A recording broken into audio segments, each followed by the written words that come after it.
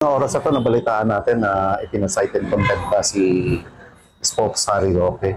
And kasama natin si Attorney Vic Rodriguez. Attorney Vic, konting reaction lang po. Ano po yung comment nyo dun sa balitang pinasight in contempt na si dating presidential spokesman Harry Roque?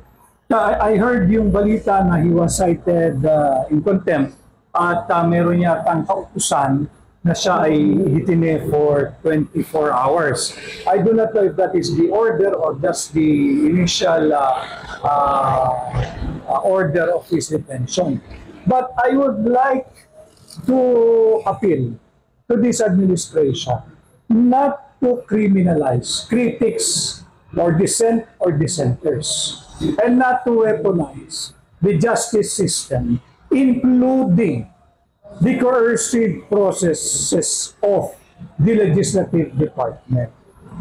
Kung kayo ho ay magkukulong only because Attorney Harry Roque is a perceived or actual critic or dissenter, mga kababayan, manawagan po tayo na dapat ay lahat ng tao na subject sa investigation ng Kongreso, whether ng House or Senado, same treatment. Balikan ho natin yung nakabinbin na issue ng agricultural smuggling or smuggling sa customs.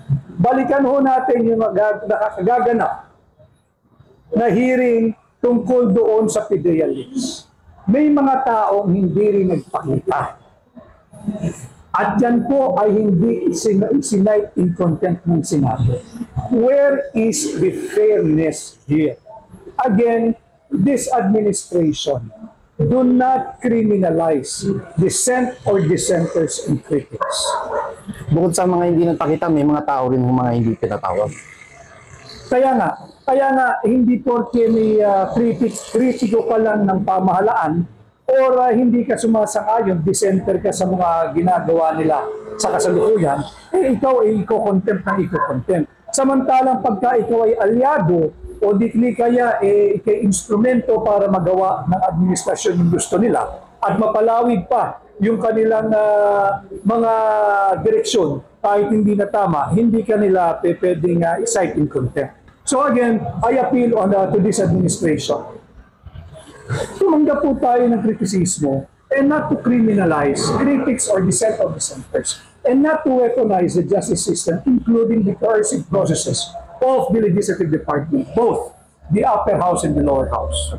Huling mensahe na lang po para kay Spokes Harry. I have not seen Harry for quite a while, but magpakatatag ka, Attorney Harry Roque, alam kong malalagpasan mo ito. And ang hakbang ng maisog ay kasama mo, nakatulong sa iyo, sinusubaybayan ka namin, at ganun din po sa ating mga law enforcement in this government. Do not weaponize as well our law enforcers. I heard just before you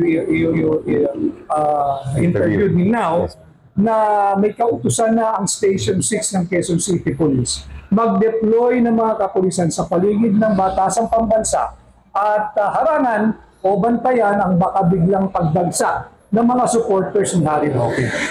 So wag nating gamitin ang batas, ang hustisya, ang ating proseso at ang ating mga law enforcement para ho takutin ang lahat ng kritiko at dissenter at sadyang patiklupin at magpatuloy lang ang ganitong kalabisan sa ating lipunan.